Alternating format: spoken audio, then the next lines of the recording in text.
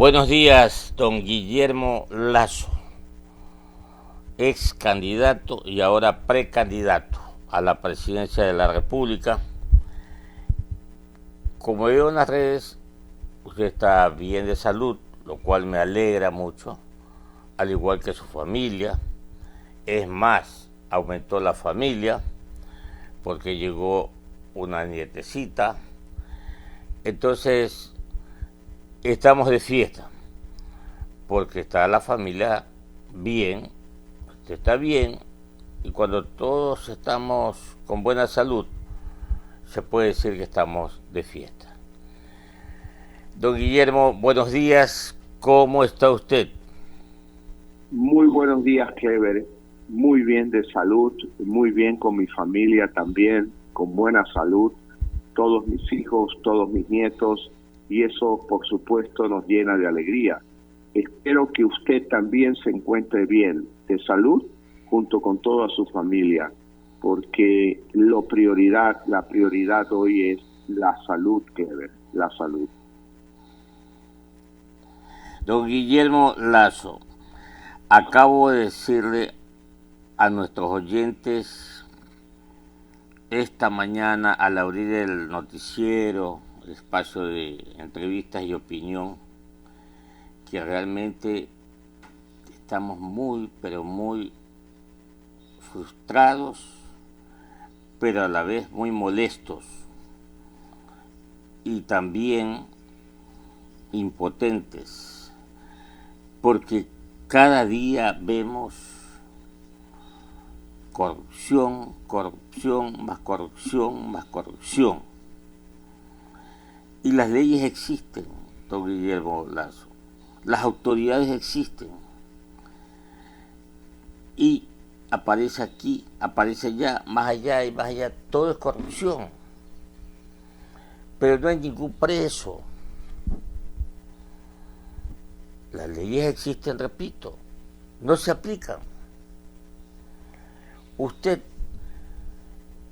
aspira a ser presidente de la República, pero además de eso es ciudadano ecuatoriano que ha trabajado toda su vida.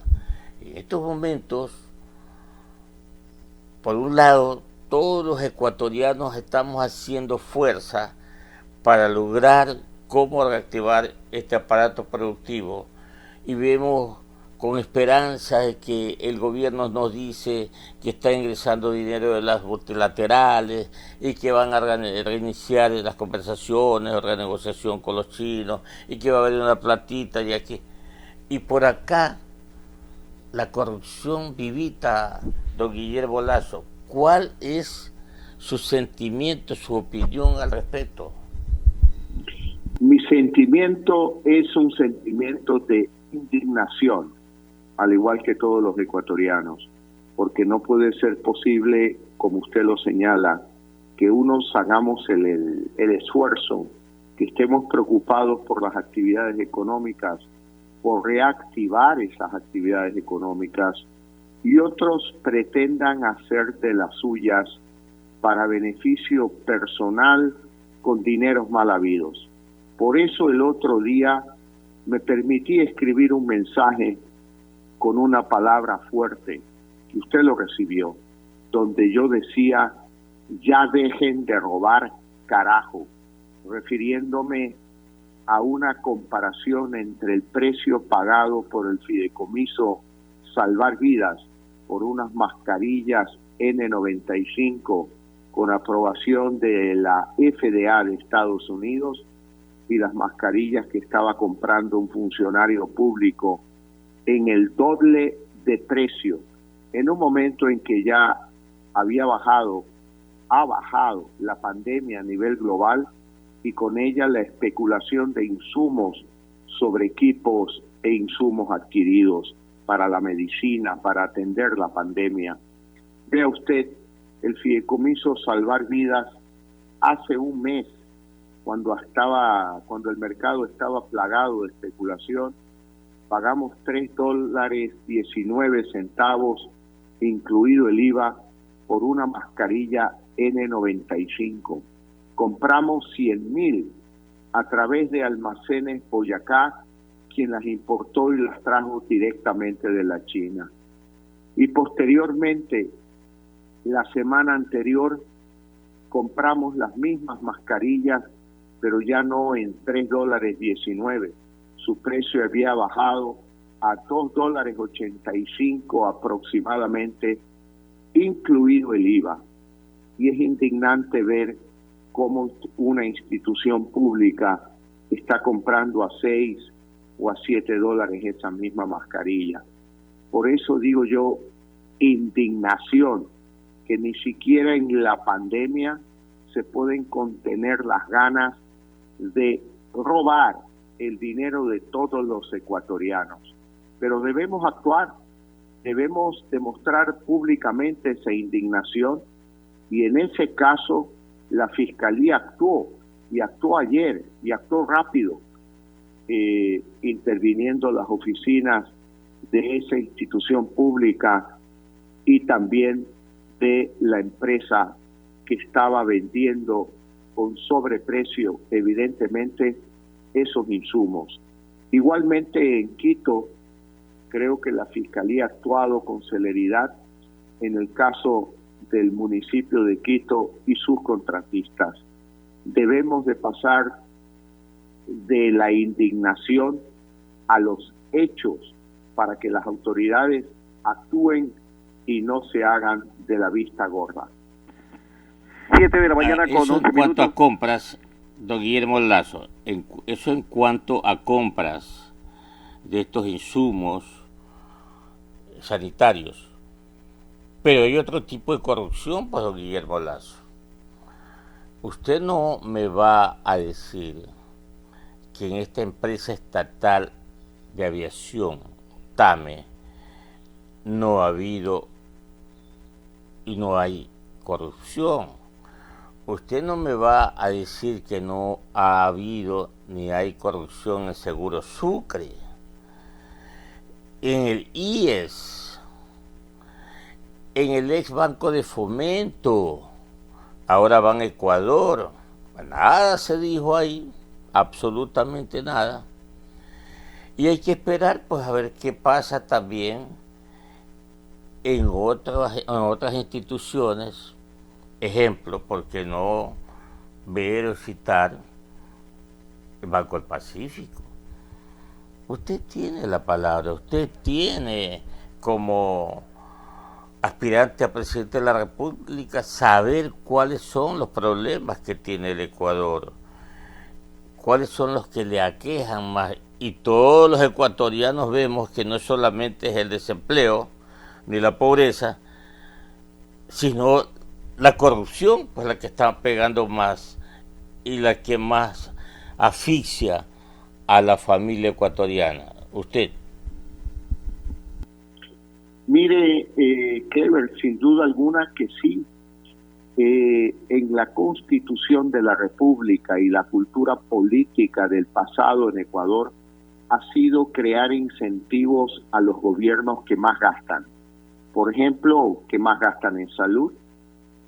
Y mire usted, el presupuesto de salud pública más el presupuesto de salud del Seguro Social llega a cerca de 3.500 millones de dólares al año.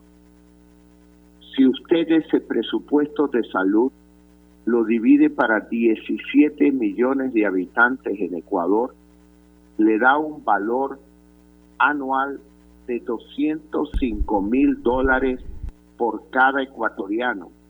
Escúcheme bien, Clever, $205,000 por cada ecuatoriano. Un buen seguro médico para cada uno de los ecuatorianos, dependiendo del grupo etario, pudiera en promedio no costar más de $10,000 anuales. Y usted tendría atención médica gratuita y también servicios de medicamentos gratuitos. Pero vea, no son 10,000 por persona. Aquí se gasta $205,000 por persona.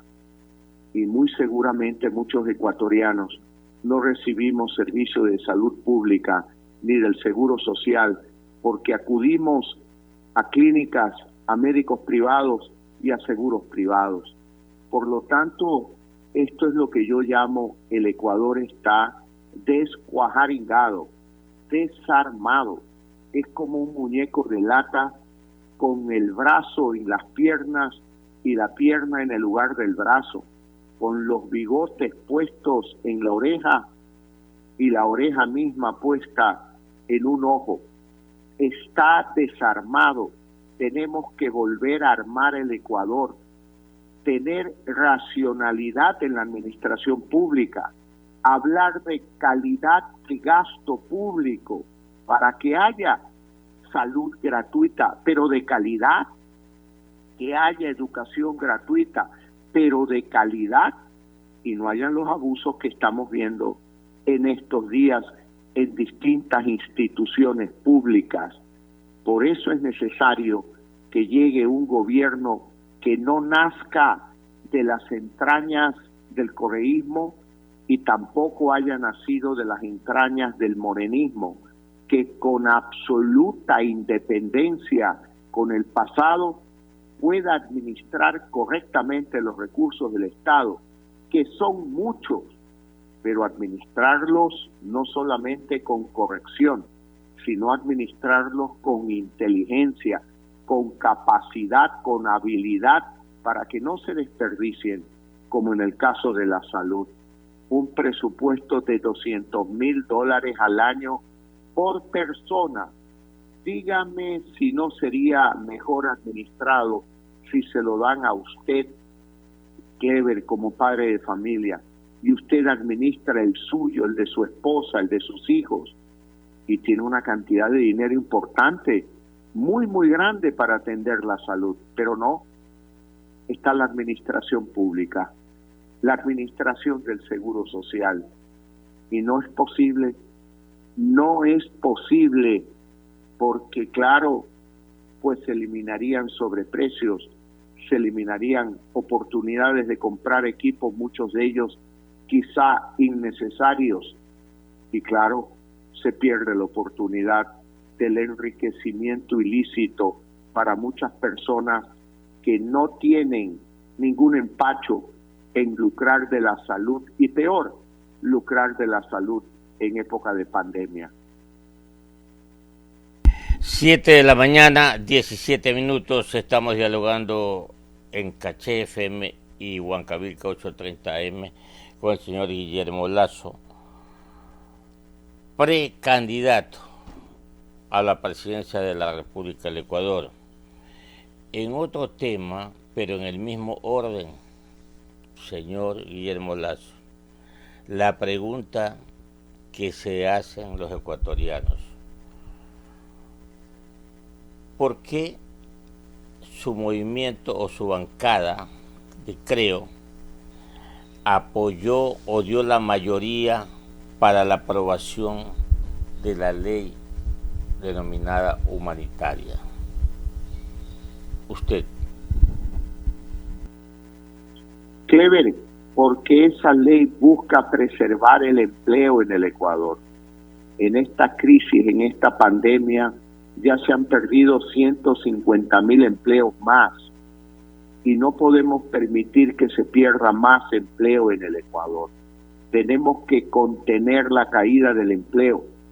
Tenemos que apoyar a las empresas para que no despidan a su personal, para que no perdamos más empleo, porque eso significa un padre de familia que no tiene dinero para alimentar a su familia. Eso significa un padre de familia que no tiene dinero para cuidar de la educación de sus hijos y de la salud de sus hijos.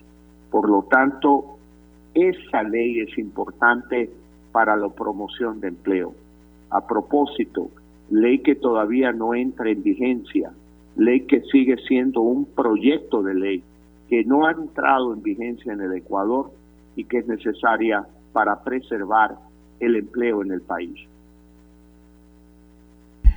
¿No importó entonces para Guillermo Lasso el costo político? Mire, ¿qué costo político puedo yo tener si yo promuevo el empleo? He hablado permanentemente sobre la necesidad de crear empleo en el Ecuador. Y hubo la oportunidad de una ley que, no siendo una panacea, junto con la ley de finanzas públicas, no son una panacea para arreglar la economía ecuatoriana. No lo son, pero en esta crisis se volvieron en dos leyes necesarias para mantener las relaciones financieras internacionales del Ecuador. Como usted lo mencionó en su introducción, recursos del Banco Mundial, recursos del Banco Interamericano de Desarrollo, recursos del Fondo Monetario Internacional, de la Corporación Andina de Fomento, recursos necesarios para el fortalecimiento de la dolarización y recursos necesarios para mantener el empleo, para que no se sigan perdiendo empleos en Ecuador. 7 de la mañana, 20 minutos. Don Guillermo Lasso. Los dineros que ha conseguido o le están entregando los multilaterales y por ahí un refinanciamiento con la China ante 12 o 14 mil millones de dólares, que es el hueco que tiene el gobierno en cuanto al presupuesto, y que estos montos no llegarían a los 5.000, o a lo mejor, siendo optimistas, sí, pero hay una gran diferencia, pues entonces, negativa. ¿Cómo cree usted que puede enfrentarse esta situación deficitaria, si es importantísimo hacerlo para reactivar el aparato productivo en el mediano plazo? Ni siquiera le digo el corto, mediano plazo. ¿Cómo hacerlo? Chévere. Hay que enfrentar la crisis con una buena capacidad de administración, porque el Ecuador ha sido un país mal administrado en los últimos 13 años. Llega la pandemia, nos agarra con un déficit fiscal de 4 puntos del Producto Interno Bruto, 4.000 millones de dólares. Luego cae el precio del petróleo hasta $10. Gracias a Dios ya se ha recuperado y se encuentra en niveles que bordea los $33 el barril. Pero cayó el precio del petróleo. Y luego también cae la actividad económica, porque la economía ha estado apagada durante el mes de marzo, durante el mes de abril, durante el mes de mayo, y esperamos su reactivación gradual a partir del mes de junio. Estos dos hechos hacen perder recursos al Estado ecuatoriano, tanto por la caída del precio del petróleo como por la pérdida de ingresos tributarios por la caída de la actividad económica. En primer lugar, el precio del petróleo se ha empezado a recuperar. Ya está en $33. Yo soy optimista. Yo creo que el precio del petróleo volverá a estar en niveles de $45, $50, porque el mundo entero está funcionando a medias. Las máquinas están apagadas, los aviones no están volando y los automóviles están parqueados en sus garajes. En el momento en que se prendan las máquinas de la fábrica, en el momento en que los aviones empiecen a volar y los autos a circular, usted verá cómo el precio del petróleo tendrá que subir por la fuerza de la demanda. En segundo lugar, en el Ecuador, ya vemos cómo ciudades como Guayaquil ya está en semáforo amarillo, San Borondón anuncia lo mismo, Daule lo mismo, esperamos que Quito la próxima semana, según el alcalde Yunda, también entre a semáforo amarillo. Poco a poco el Ecuador empieza a reactivarse, a demandar recursos, a demandar empleo y a normalizarse la economía. Por lo tanto, los números que usted señala son los números de un año completo con el Ecuador paralizado, con el precio del petróleo por los suelos. Entonces, Si usted suma los recursos financieros del exterior, sean estos 5.000 o 4.000 millones, pues es una cantidad importante que no la podemos despreciar, que hay que tomarla. Y si usted suma luego la reactivación económica y el incremento de ingresos tributarios por la actividad normal de la economía, más los ingresos normales por las exportaciones de petróleo, y si a eso le suma, yo no confío en esto tanto, el gobierno 3 años se ha pasado hablando de que quiere ahorrar, que quiere gastar menos, ahora dice una vez más que va a ahorrar 4.000 millones de dólares. Ojalá Dios quiera que lo puedan lograr en esta ocasión. Pero si usted le suma eso, más la reactivación económica y el incremento del precio del petróleo, ya va a ver usted cómo al final, ojalá las cifras cierren y pasemos el año 2020 con este amargo sabor de la pandemia, pero enfrentemos ya el año 21 y Dios quiera con un nuevo gobierno que sepa manejar la crisis económica que afecta a los ecuatorianos y especialmente la crisis de empleo. 7 de la mañana, 25 minutos, dialogando con don Guillermo Lasso Mendoza, aquí en Huancavilca 830M y Caché FM. Don Guillermo Lasso, usted ha sido un reporto muy fuerte con estos actos de corrupción de la compañía de seguros Sucre. Así va a ser en otras instituciones. Está pidiendo documentos, ejemplo TAME, repito, ejemplo IES, repito, el ex Banco de Fomento, ahora Ban Ecuador. ¿Y qué opinión le merece que estos 500 millones de dólares que se han anunciado para préstamos de emergencia a la pequeña y mediana empresa prácticamente los administre el Banco del Pacífico? Usted, don Guillermo Lasso. El Banco del Pacífico es un banco de propiedad del gobierno y es responsabilidad del gobierno utilizar un banco comercial para fines de desarrollo, de crédito de desarrollo.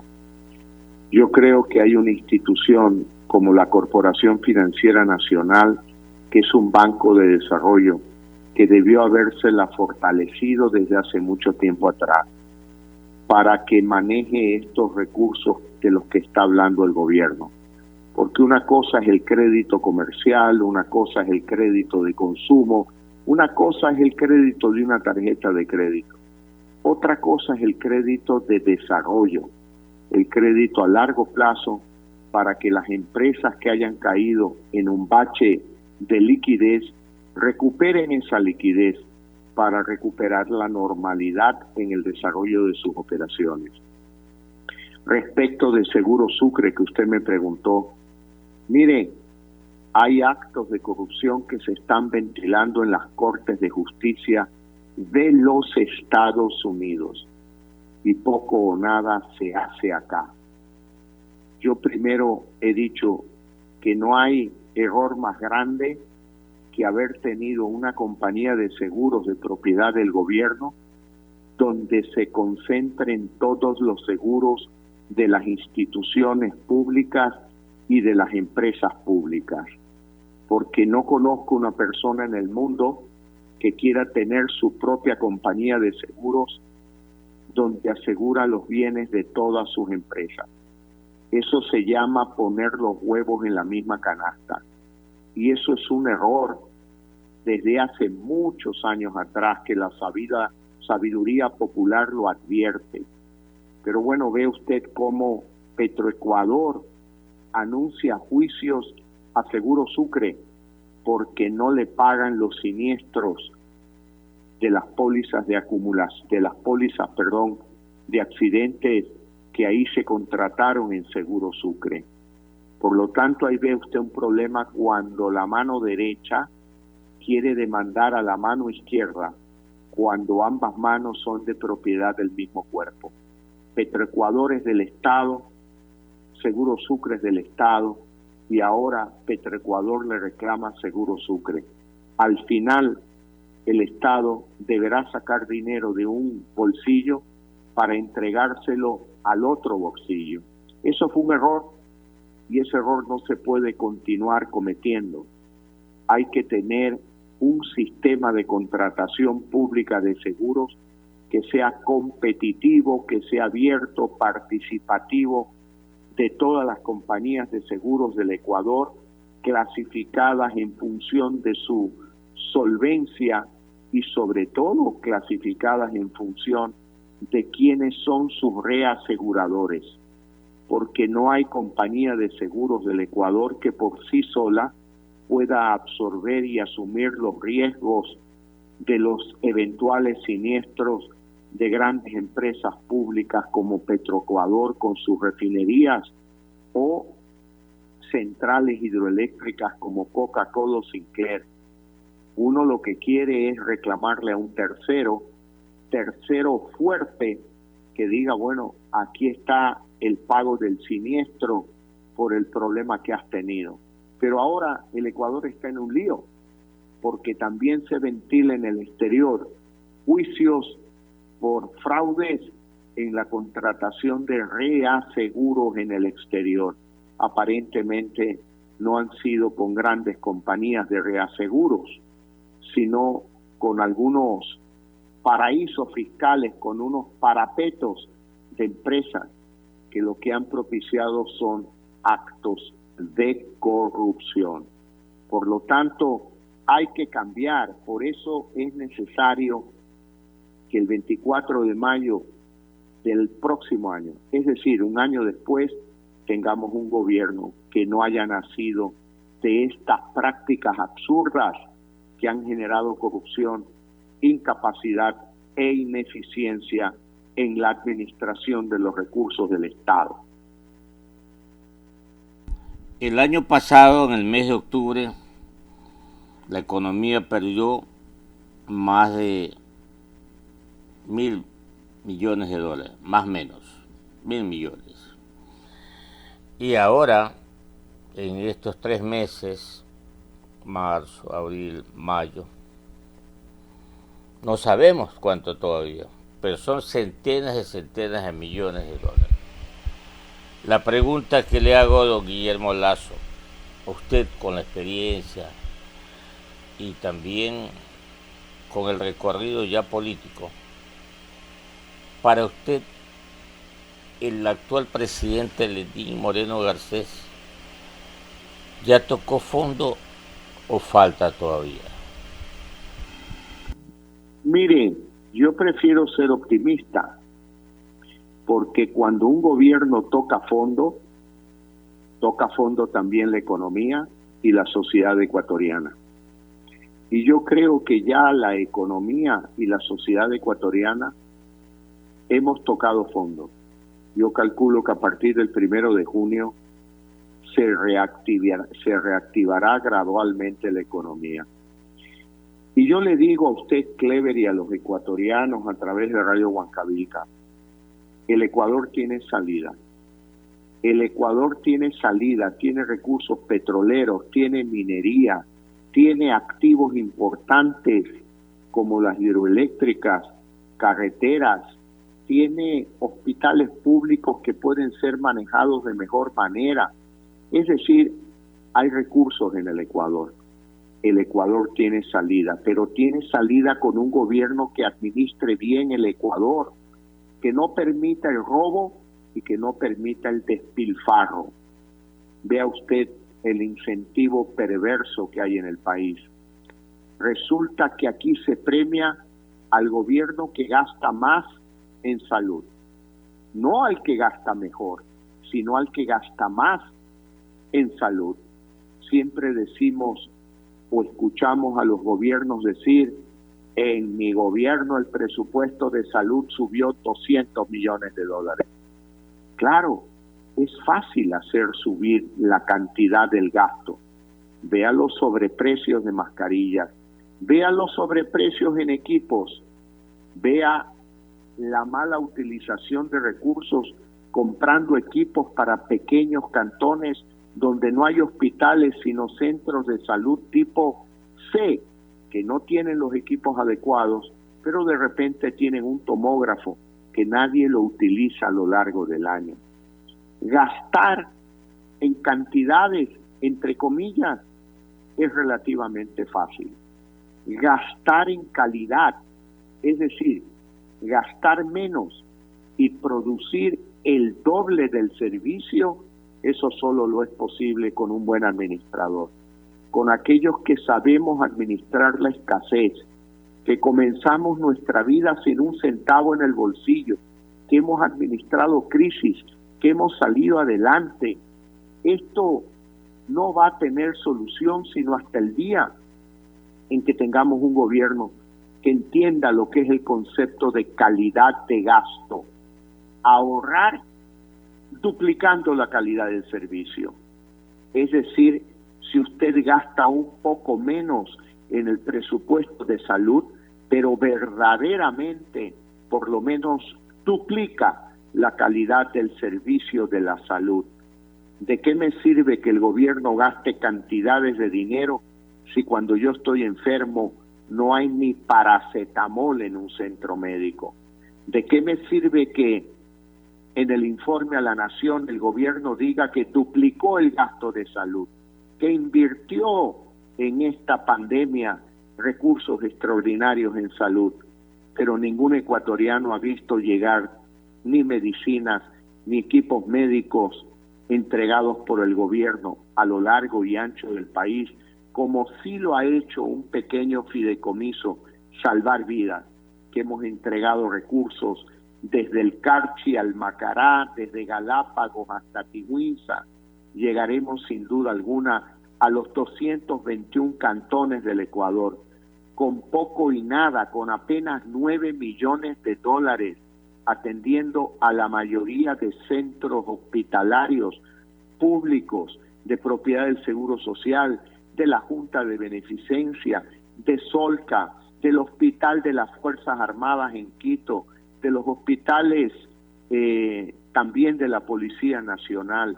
Eso se hace cuando se manejan los recursos con honestidad y con sentido de escasez, pensando bien en el efecto positivo que esto debe de causar al usuario y no simplemente decir, vea, yo recaudé 20 millones de dólares. Y la pregunta es, ¿y dónde invertiste los 20 millones de dólares? ¿Qué hiciste con esa gran cantidad de dinero? En el fideicomiso Salvar Vidas no nos pusimos la meta de cuánto recaudaríamos. Nuestra meta fue de cuánto entregaríamos, a cuántos cantones y a cuántos hospitales daría la ayuda del fideicomiso Salvar Vidas. Esa es la manera de administrar correctamente, pensando en calidad de servicio y no solamente en cantidad de gasto. Es correcto, don Guillermo Lazo. Para terminar este diálogo, voy a darle paso a mi compañero que tiene una preguntita para usted. No obstante, le diré, y usted lo sabe, el Ecuador y particularmente su sistema financiero nacional no tiene pues un código orgánico monetario acorde a la realidad, a los tiempos modernos. Tiene un código, por lo contrario, obsoleto, y no hace nada, absolutamente nada, la Asamblea Nacional para mejorar o modificar este cuerpo de ley. Y por otro lado, usted dice que el Ecuador tiene esto y lo de allá, que es verdad, pero tampoco tiene pues una industria petroquímica que usted sabe la trascendencia e importancia que tiene esta industria para todas las actividades productivas en una economía, en este caso particular para el Ecuador. Usted. Mire, Clever, si usted quiere ver tasas de interés más bajas en Ecuador, en mi opinión hay dos elementos. El primero, el gobierno tiene que dejar de cobrar excesos de impuestos al sistema bancario ecuatoriano.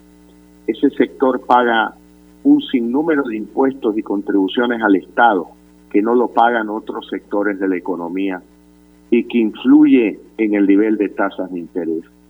Y en segundo lugar, Clever, ojalá llegue la banca internacional al Ecuador y que no llegue un banco extranjero, que lleguen 2 o 3 bancos extranjeros para hacer aún más competitivo el mercado. Si hay las reformas tributarias necesarias para bajar el costo de la tasa de interés en Ecuador y mayor competencia extranjera, usted verá lo que todos los ecuatorianos queremos ver, más bajas tasas de interés, Clever. Le agradezco la entrevista, tengo que ir a otra radio. Sí, vaya nomás, vaya con Dios. Vaya con Dios, don Guillermo. Gracias por atendernos y que todo vaya bien en la salud principalmente. Un abrazo. Muchas gracias, Clever, que Dios lo bendiga a usted, a su familia, a Radio Huancavilca, a quienes lo escuchan, y bendiga al Ecuador también. Un abrazo para usted.